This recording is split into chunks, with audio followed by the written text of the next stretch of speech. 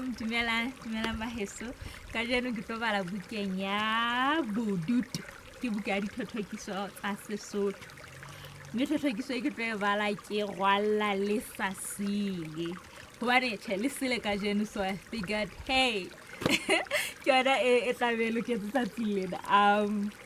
Rwalla le sa sile. Rwalla le sa sile.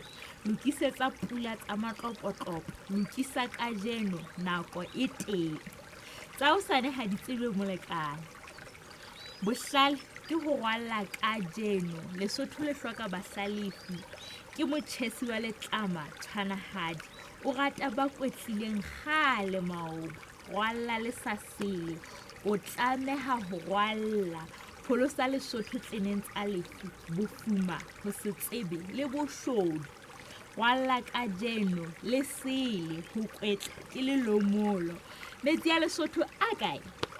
Ha ho batho Lesotho ke bosibo. Rwalla le sa sile phahamela dihlaba tsa heno. Di se laolwe ke ba ditjhaba. Ra sala le phupe ka lefe. Qala kajeno ha le sile. Bala haholo le sile. Tsatsi la selwane tlokotsi e ka tjhato la kgosana maoba. Rwalla le sa sile. Sheba lefu hatsi mahlong. Tsheha hoba tsohle di lokile. Le tekete ya Jorotane e teng. Rwalla kajeno phomola hosane.